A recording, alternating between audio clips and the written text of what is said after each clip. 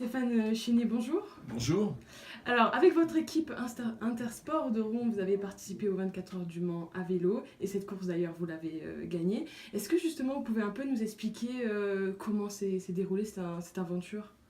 Les 24 heures du Mont Vélo existent depuis 10 ans. C'est notre 10e participation aux 24 heures du Mans. Donc on est un petit peu rodé puisque on a encore 3 ou 4 coureurs à avoir fait les 10 éditions. Et c'est une épreuve qui se déroule sur le circuit Bugatti au Mans qui fait 4 km 200 et qui dure évidemment, comme c'est les 24 heures, de samedi 15 heures à dimanche 15 heures où est fêtée l'arrivée. Et c'est une épreuve d'endurance qui se fait en équipe et on se passe des relais toutes les 2 heures à peu près, enfin, suivant les stratégies de course. Et c'est vrai que cette année, ça s'est bien passé aussi. Et puisque l'année dernière, ça s'était très bien passé, on avait gagné l'année dernière. On revenait cette année, mais on est revenu encore, on a essayé d'être encore plus costaud parce que gagner une fois, ça arrive, mais essayer de conserver son titre, c'est pas toujours évident. Donc on était vraiment très motivés pour arriver à essayer de faire le même résultat que l'année dernière, enfin de faire un minimum aussi bien. Et finalement, on a eu de la chance, ça s'est bien passé, et on a pris la tête d'entrée de jeu et on est resté en tête durant toute l'épreuve, donc on a géré au fur et à mesure que les heures avançaient. D'accord. Et justement, donc ça représente combien de tours? Alors le nombre de tours, on a dû faire 228 tours cette année, un petit peu moins que l'année dernière, et 2 tours de moins que l'année dernière, mais bon, les conditions dans les dernières heures étaient quand même assez difficiles, il y avait beaucoup de vent et on roulait beaucoup moins vite. Et puis on avait suffisamment d'avance pour arriver à gérer, donc on ne s'est pas non plus affolé. Et vu que c'est par équipe, ça fait à peu près combien d'heures de vélo, de tours par personne? Et bien ça dépend des concurrents, puisque nous on est en 8 mixte, on avait 3 filles, donc le minimum par concurrent étant d'1 heure. On a des filles qu'on a fait rouler qu'1 heure parce qu'elles n'étaient pas très à l'aise en vélo de route, puisque c'est surtout des filles qui font beaucoup de triathlon, qui sont très fortes mais à rouler seules. Et c'est vrai que rouler en peloton avec le nombre d'équipes, 520 équipes au départ, ça fait des gros pelotons à passer. Et quand vous roulez seul, vous roulez un tout petit peu moins vite. Et donc, sur 2 filles, elles ont fait que des relais d'1 heure, donc nous, on a fait des relais plus importants. Justement, vous êtes combien dans l'équipe? Alors, on était en équipe de 8, mais c'est une compétition qu'on a aussi fait dans les années passées à 6 ou à 4. Et c'est vrai que là, on était en 8, et comme l'année dernière d'ailleurs, et ça s'est bien passé. D'accord. Alors j'imagine une course assez difficile ou pas, technique. Bah, difficile, c'est-à-dire que c'est vrai que vous partez le samedi, il fait très chaud. Et en plus, sur la piste au Mans, avec le soleil, enfin, ça réverbère beaucoup de chaleur, donc il fait très chaud. Et la nuit, en pleine nuit, on est tombé quand même jusqu'à 6 degrés. Et je vous assure que 6 degrés au Mans, avec l'humidité dans l'air, c'est un froid glacial auquel on n'a pas tellement l'habitude d'être éprouvé, parce que nous on est toujours habitué au froid sec, et 6 degrés la nuit avec l'humidité, il faisait vraiment très froid. Les conditions étaient changeantes, et après il faut être rodé pour rouler la nuit. Moi j'aime bien rouler la nuit parce que c'est différent.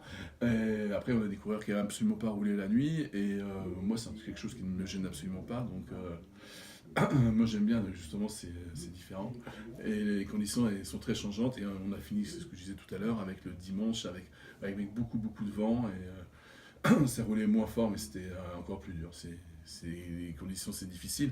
Bah, c'est plus des courses pour des rouleurs que pour des grimpeurs évidemment. Et puis je suppose que ça demande énormément d'entraînement. Voilà, le vélo, ça vous demande combien de temps d'entraînement? Et c'est beaucoup d'entraînement, surtout que cette année on voulait vraiment pas se rater, donc tout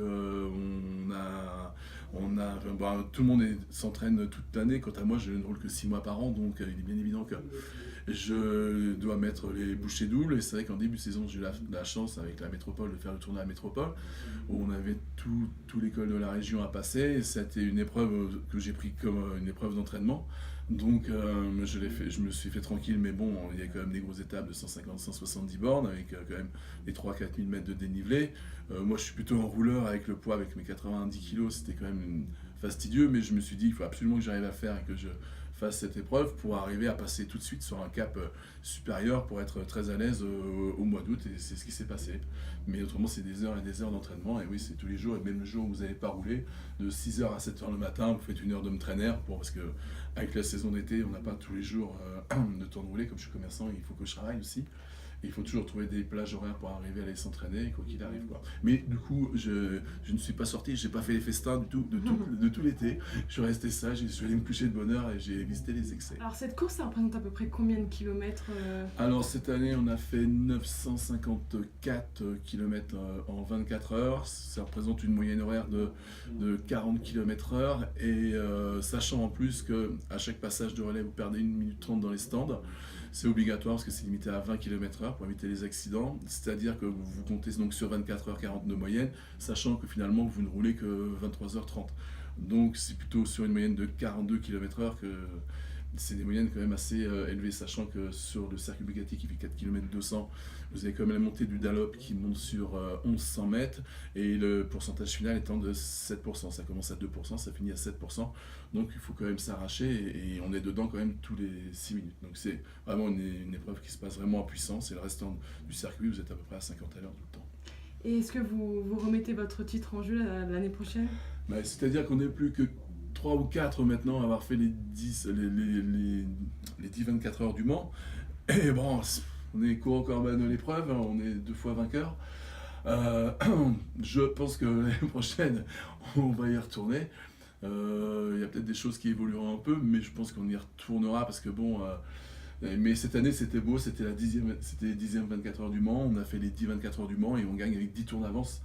Je pense que c'est vrai qu'on a fait un petit peu le tour.